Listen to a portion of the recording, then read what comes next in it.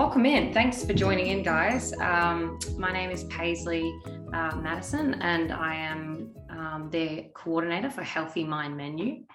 For those of you that have come along and not sure how you found yourself here, well, Healthy Mind Menu is supporting mental health for hospitality. So we really look at trying to find ways to support the industry and all the workers within it, and really advocating for a healthy community, a healthy hospitality, and what that looks like. So I'm just going to keep admitting these guys in. If you give me one moment.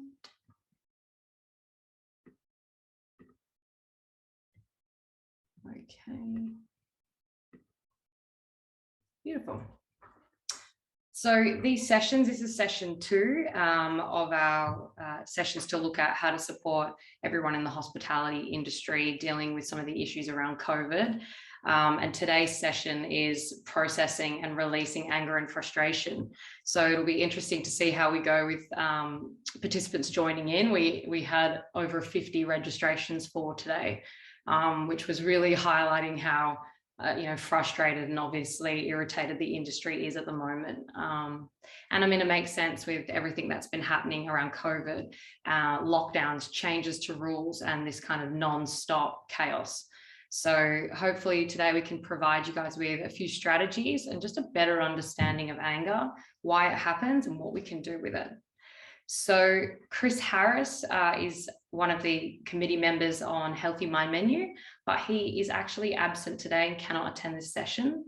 So fortunately, I am the coordinator, but I'm also a counsellor, and I work in drug and alcohol fields with specialization in addiction. So anger, processing and releasing anger is obviously one of the key areas that I work with clients on a day-to-day basis, in understanding, what's happening with my life and how can I manage my anger and the way that shows up.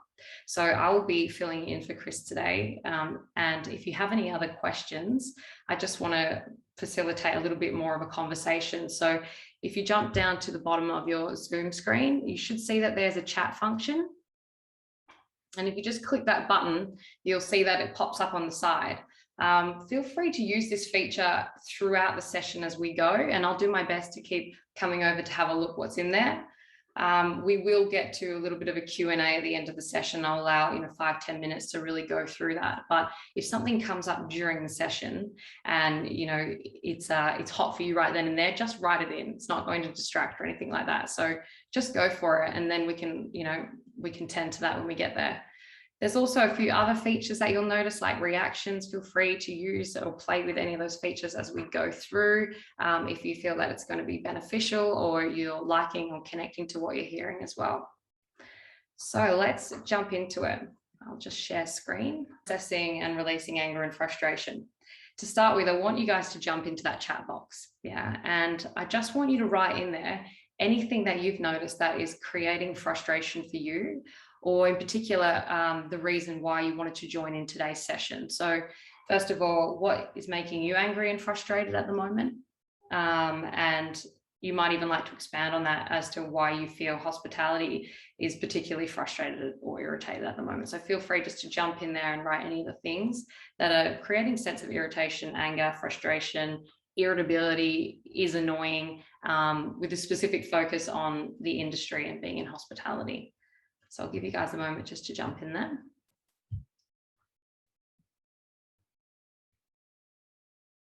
And just be aware that as you are sharing, it should be sent to all, so everyone else can also see your responses too. Beautiful.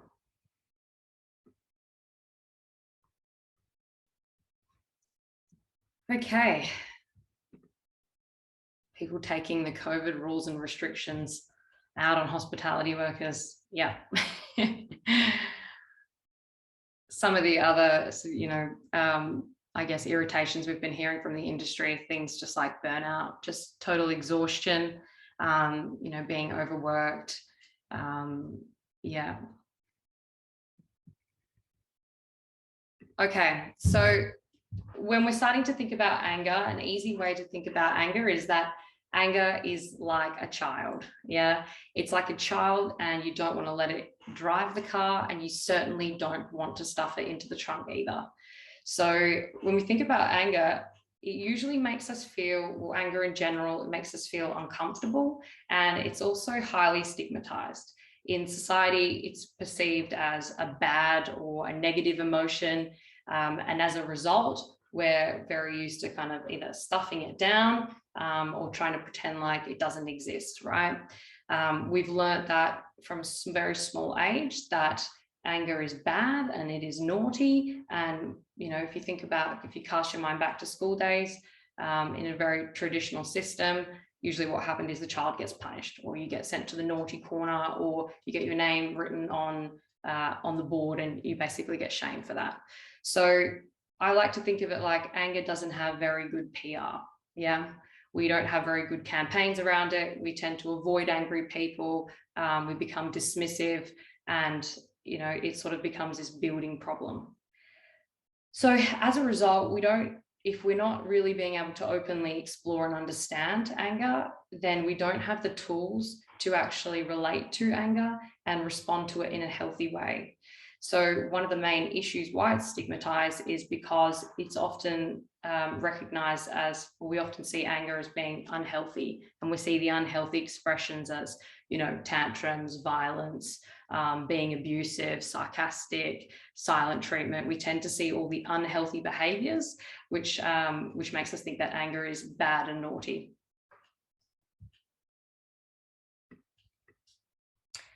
So we tend to see that anger is channeled in these two different ways, and we tend to lean to one more than the other, although you might find that you do have a bit of a combination of these.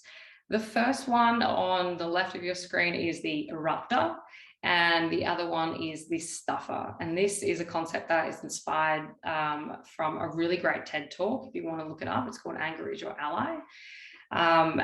And what we notice when we begin to be hijacked by the emotion of anger is that we tend to have one of these two responses. Now, I want you just to pause, and as I'm talking, think about which one you are, and you know, different circumstances might come up to mind. But the eruptors, right?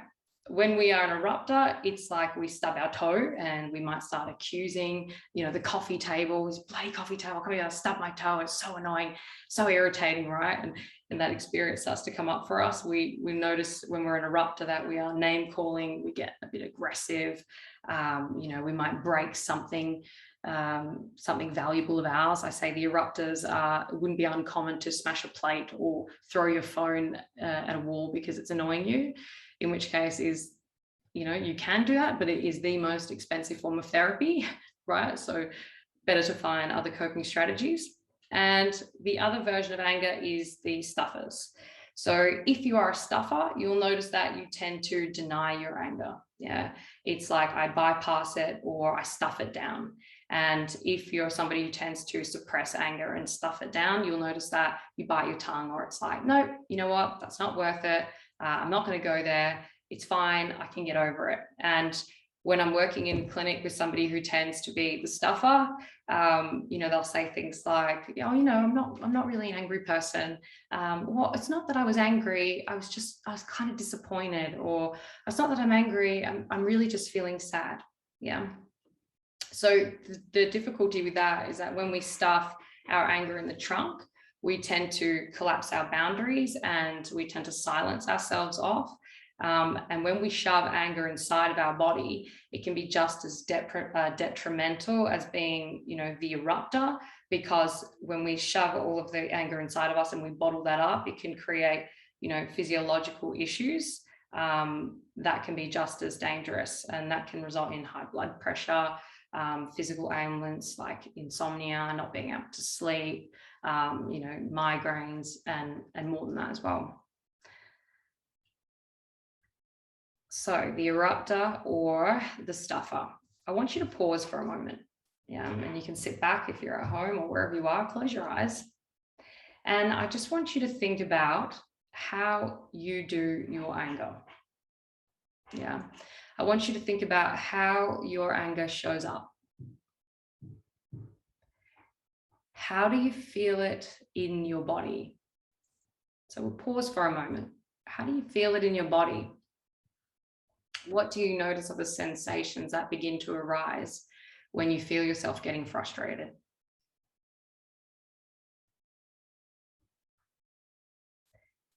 And as you start to reflect on that, you might think about a moment that you've experienced anger in the past, or perhaps you're feeling quite irritated right now in this current moment, or today in general. And just ask these questions. What am I noticing in my body? Some of the red flags or some of the warning signs that anger is starting to build for us can be things like feeling the physical body starting to become tense. So starting to notice that, oh, my neck is killing me. My shoulders are so tight. Starting to notice tension headaches. Oh, my head is killing me and my jaw is, I'm grinding my jaw at night, or my jaw is becoming tense. It can also include things like having a very irritable bowel. It can be things just a feeling of discomfort in my body. I just don't feel comfortable in my body. I just can't get comfortable. I'm irritated. As we start to feel anger showing up, it can be things like, I feel my heart increase. I feel my heartbeat.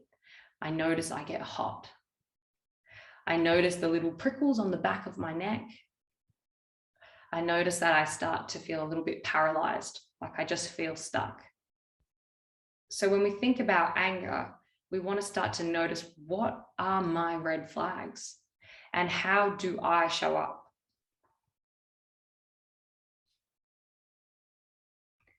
You might even like to use the chat feature to just even put in a few of those red flags. What do you notice? You might like to share that. And don't worry, because everybody does anger and these symptoms are pretty common across the board. So the role of anger, now it's important to recognize that we don't want to stigmatize anger. We really want to understand it. And we feel the same way about mental health, right? We're not shying away from it. We know that we all share it. We all have our own personal experiences with it. And anger is a very, very human condition. We all express and have anger because we all have emotions. And it's part of our emotional intelligence. So rather than thinking that anger is bad or naughty, or there's something wrong with us, or I'm just going to shove it aside, maybe I'm asking too much, we want to recognize that anger has a role to play, and anger is a form of communication, and it's trying to tell us something very important. So you'll notice this diagram on the PowerPoint shows what we call the anger iceberg. And it's something that's used really common in psychology and in counseling. And it shares the idea that anger is like this secondary emotion. So when I'm experiencing anger, there's actually way more beneath the surface that is going on for me. Now, sometimes when we start to think about anger and we go, well, what's going on? What am I really feeling beneath this anger? Someone will say, well, I'm pissed off, or I'm annoyed. But actually, you'll notice that those words are just different versions of anger. Beneath the surface, I'm actually feeling overwhelmed. I'm angry because I'm really nervous. I'm angry because I'm actually feeling really alone in what I'm doing. I'm angry because I'm tired. I'm running out of fuel. I'm angry because I'm exhausted. I'm angry because I'm embarrassed. I don't know how to do something, or I'm afraid I'm not going to do it right. Yeah. Anger is this form of communication that we don't want to shy away from. So one of the key roles of tuning into anger is to start to become the listener. In order for us to recognize those red flags, you actually have to stop for a minute, pause, and start to tune into what is going on for me. And even that process can be very daunting. It can be scary, right? Because we're actually turning around to look at ourselves and not denying what's going on. So if we stop and listen, we can start to figure out, what is anger trying to tell me? And anger is asking us to make changes in our lives. For those of you that have experienced anger and you're aware of your own version of anger, you'll know that anger is stubborn. It's like, oh no, I'm good now. That's gone away. You know, I went for a run, or I went and I vented to my friend. I spoke about it. But then in 24 hours time, you come back and you're still pissed off. And you think, God, I thought I dealt with that. Anger is stubborn. Yeah. It wants us to take action. And until we take action, you'll notice that your anger kind of hangs around and it can be a bit haunting. So just like a lot of the, the world is starting to come back to normal around the pandemic, some of the restrictions are starting to loosen, things are slowly coming back to a new version of normal, and yet I'm still super angry. I'm still feeling the same amount of stress. Why is it still hanging around? Yeah, we still need to be able to process that. So what we really want is to be able to create a healthy relationship with anger. And we want to learn how to speak our truth. So starting to be honest, and well, I'm angry because I feel X, Y, Z, and take a stand for what we need and also what we desire. So you'll notice that when you're getting angry, it's because somebody's overstepping your boundaries. You're not really getting what you need. You're not moving closer to what it is that you desire, the life that you want to build for yourself. And these are all sort of sparks of anger. So how do we make anger our ally? In order to make anger our ally, we need to start to think about the science of anger. What is actually going on inside of our brains? Yeah, and the neuroscience of anger. There's a really good hand model, which is by the neuropsychiatrist Dan Siegel. And if you're interested in what I'm explaining around this, there is so much that you can Google about this guy and a ton of YouTube videos. So he gives us this very simple way of being able to understand a little bit more about the brain. And to do this, what I want you to do is look at your hand behind your screen, or raise one of your hands up. Yeah, just like in the picture, raising your hand up. Now, I want you to look at your wrist, and I want you to think about your wrist as representing the brain stem. So if my hand is my brain, the wrist is the stem of my brain. And this part of your brain is what controls the basic bodily functions. So all of our basic body functions. Now, just like you're holding up your hand, I want you to tuck in your thumb, just like in the picture, to make these four fingers in the thumb. Yeah. The thumb represents the amygdala, and this is the alarm center of your brain. It's the part of our brain that is emotional and reactive. It deals with the big emotions like anger and fear and anxiety, and it all sits in this middle part of the brain here. Now, close your fingers down to make a fist and tuck your thumb in. I want you to think about the front of your fingers here, just like if you put your fist up next to your head, the front of your fingers and the front of your forehead or inside the brain as being the prefrontal cortex. Now, the prefrontal cortex is the wise leader. You know, it's the part of us who is adulting. Yeah, it develops for us, women a little bit earlier, and men, they say around age 25, but the prefrontal cortex is the part of us that is responsible. It's very rational. It deals with our consequential thinking. So you'll notice that when you are really engaging this part of the brain, you can think more clearly, you can make better decisions about your life and where you want to be. So when we're angry, you can put your hand down now if you like, or you can keep it up. When you're angry, it's because your brain's threat response, so it's because this amygdala, when we get angry, yeah, has been triggered by whatever we see is a perceived threat. Now, I say perceived threat because even if I'm running late, I can perceive that as the threat. Oh my God, I'm running late. I'm going to be late for work. Crap, the boss is going to be at me. Oh my God, everything's going to be loaded up. There's going to be a million more jobs now. That still seems like a threat, right? It could be a social threat. It could put me at risk with my job and my financial security and a whole lot of other things. So when we talk about threat, it doesn't just mean, my life is in risk in terms of survival mode, being chased by a lion, right? There's a lot of other perceived threats.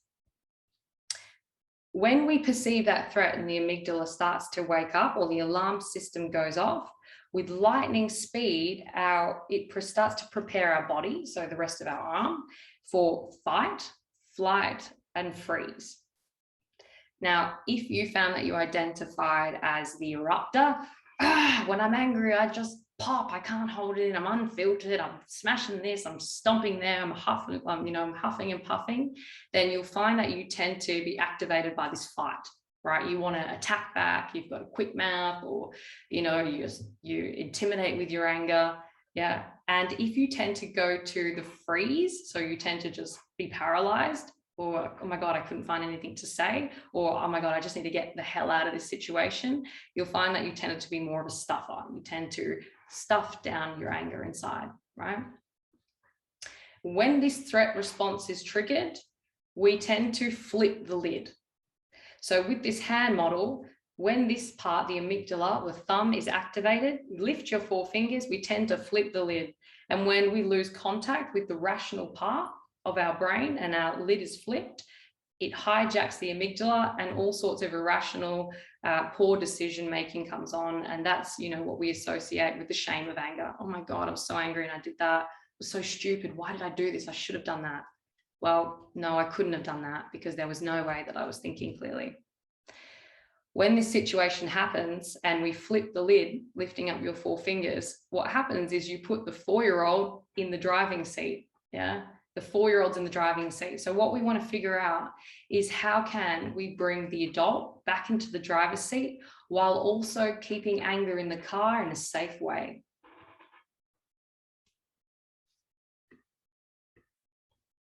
The way that we do this is through a form of mindfulness. Yeah. So when I say mindfulness, I know a lot of people tend to think meditation, slowing down my breathing, it's a little bit woo-woo, that's not really going to work. She's obviously never been angry a day in her life. But actually, mindfulness is about paying attention with kindness and curiosity.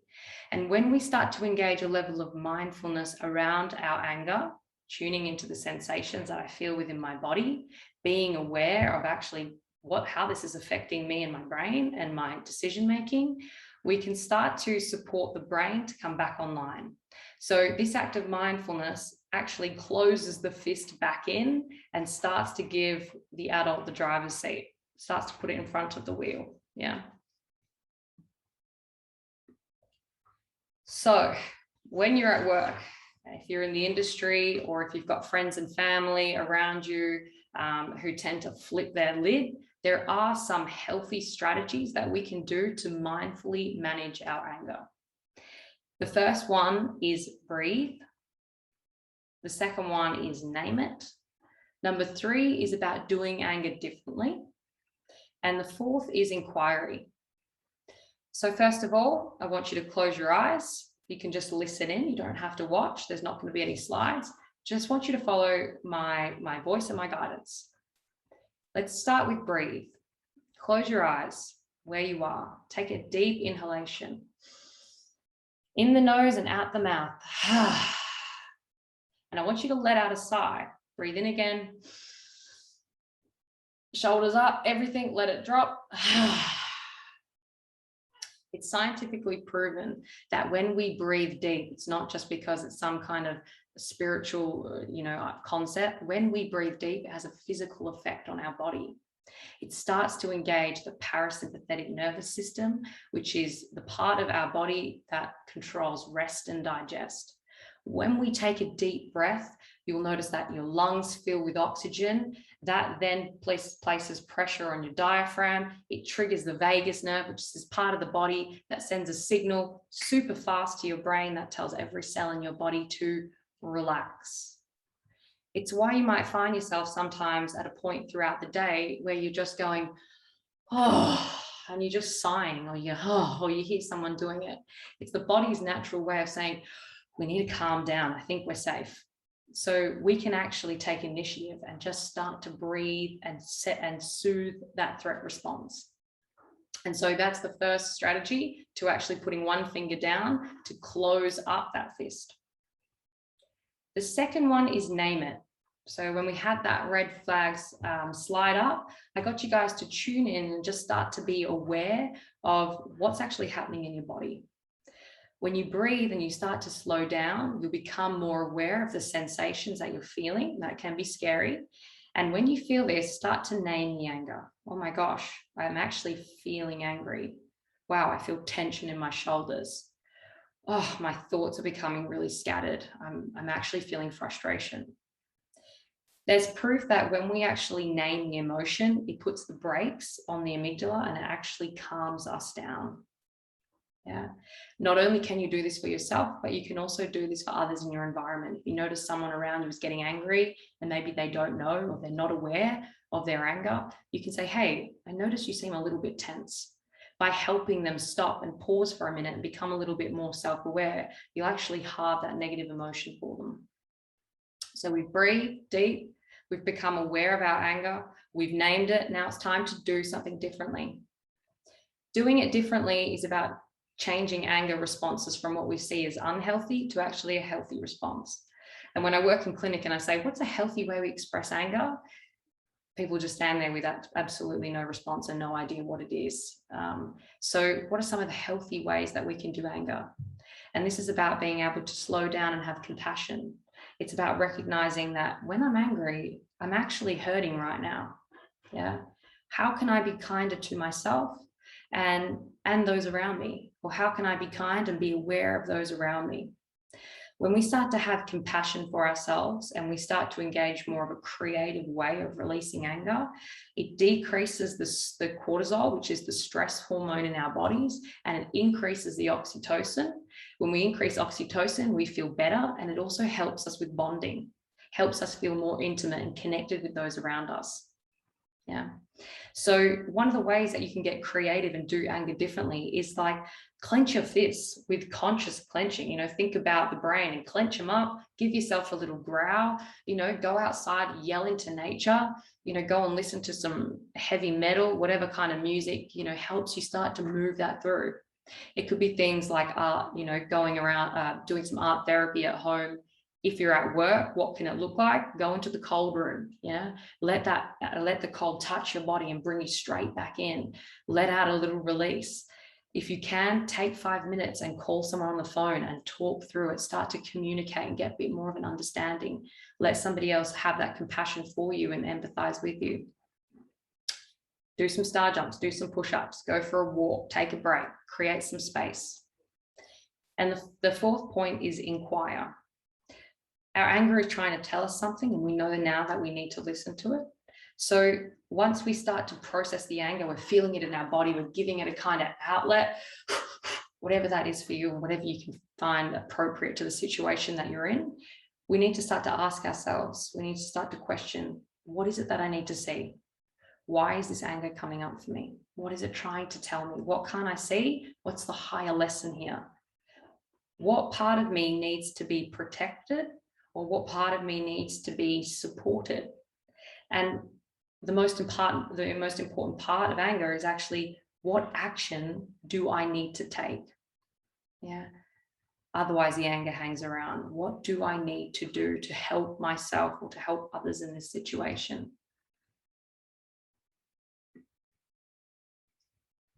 So you might have come into this thinking, oh yeah, I'm looking for a quick fix. How do I get rid of this anger? I hate anger. Anger is the worst. Oh God, it bottles you up. It makes you feel so depressed. Anger's shit, all of these different ideas. But actually, what we really need to do is reframe the way we think about anger. We need to change what we believe about anger. We need to recognize that actually anger is my ally. Anger is part of my toolbox of emotional intelligence. When I start to work with anger, it's going to take me on the right path for me. It's going to tell me exactly what I need, when I need it, so that I can achieve success. So anger reveals our boundaries. It tells me I don't like it when somebody does that. It tells me I don't like it when I do this. Anger reveals my boundaries, which tells me what I value, what matters to me, and how I can stand up and really stay in alignment with my integrity. Yeah. And this is different for everyone. So what works for one person or what one person cares about doesn't mean that that's actually, what you need in that situation. So wherever you're noticing those red flags or anger coming up, it's actually telling you that you need to do something around this situation. Anger heals our trauma. when we come into our body and we actually feel and process that anger, we're no longer holding on to it. We can start to feel that freedom that comes with that, starting to let go of some of the grudges or, the shit we've been holding. When we look at our anger and we start to figure out what it is that I need, you'll notice things like pity, like blame, all start to dissolve. Well, it's their fault. Well, actually, no, it's not their fault. I really need this, and I never said that.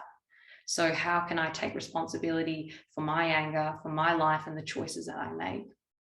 And anger inspires action. Anger helps us come out of denial, and it helps us see really clearly, and it will hang around until we take action. Yeah. We own our anger in our body, and we start to recognize, what is it that I need to do to move me forward? When you move yourself forward and you take responsibility, you also start to shine a light for other people in the team, and other people around you. So there's a lot of chaos happening in the world right now, and there are a lot of angry people and a lot of people who are starting to wake up to their lives and their personal power. And we know that we'll continue to face this throughout our lives as we go through lots of different challenges, not just in our industry, but also in our personal lives, in our family units, with our friendships, as we start to grow who we are. So what we want to do with anger is start to exercise this power wisely. I think anger is so powerful, and we often point it in the wrong direction and think, damn, if I really harness that, imagine how great I could be. Imagine what I could do if I knew exactly what I needed and where I want to go. So what happens? How do we see anger in hospitality? A little bit cliche, but these are two great examples of the erupter and the stuffer. We've got the erupter over here who has absolutely zero tolerance left. He's burnt out, he's frustrated, he's annoyed, you're in the way, get it done, right? And this can, be seen as verbal attacking. It's straight out, it's big, it's bold. And we've got, on the other side, the stuffer, hospitality is about smiling. It's about being welcoming, making people feel great about their experience. But actually beneath the surface, I am getting bitter, I'm hating this, and I don't like you, right? So how can we actually remain hospitable in the hospitality industry? And the key to that is recognizing some of these key figures and some of the things that are making us frustrated, and being able to put boundaries in around that, being able to process our emotion. So when we let anger go untamed, and when we don't address our anger, sooner or later, there is like a big fat spotlight on, our unhealthy patterns. And in particular in the industry, we start to see that, we're in the city of vices, we're serving alcohol. Suddenly I'm staying after work and I'm having a few more drinks as a way of coping, to sort of suppress or deal with, this anger that I'm feeling, or the frustration or the exhaustion. Addictions can come up, looking at, using drugs to try to continue to stay in this thing that is just not working for me anymore. High blood pressure, chronic stress, heart problems, really restless sleep or insomnia. I just can't get to bed after my shift. I can't unwind. Feeling like it's taking a massive hit on my self-esteem. When we stay angry, it takes a hit on our self-worth and our self-esteem. Anxiety increases. We might have other self-destructive behaviors. When we're angry and we hold on to that anger, we stop communicating and we stop being honest. And that takes a massive hit on our relationships. When we are having poorer relationships, it makes us start to become more isolated within ourselves. And we start thinking that, I'm alone, no one's supporting me. I don't have anyone to reach out for, and I don't know how to get help. When we're having anger, it creates this sort of mind fog. If you think about times of being really frustrated, it's like you can't think clearly, you can't see clearly. I can't do my job, I can't focus on this. It just seems so unimportant to be, putting this food out or tending to this person when I've got all this crap going on in my life. So anger is really distracting. And this can come through as sort of impaired work performance. So sometimes if we're working with someone and we feel like we're in a great space, but you can see somebody's just forgetting things, I just they're not doing their job properly, rather than feeling like, oh, I should punish this person, or my God, they're making my life hell, or what's wrong with them, you know. Actually, perhaps this person is experiencing anger. Perhaps they're not being able to even recognize for themselves that they've totally lost who they are, and they're not speaking up for what they want. So again, you can use those 4 different strategies of helping that person breathe and also name it. If you're sitting across from someone, or you're talking to someone who's really angry, if you deep breathe, they'll also start to mimic that behavior. And this is something it's a technique that's commonly used in negotiation. When I take a deep breath and you're in my company, or you're sitting across from me, suddenly it starts to trigger that response in you. So when I deep breathe, you deep breathe, we start to calm down, and then we can start to name it. Hey, I'm noticing this. Do you notice this? Okay. What else can we do with anger? We start to recognize our anger. We start to process it. We also need to be able to express and communicate it in healthy ways. And this is what's going to help keep your relationship strong and close, rather than feeling like, oh my God, I've made a fool of myself, or I've burnt a bridge, or I can't make amends. You know, I was so angry.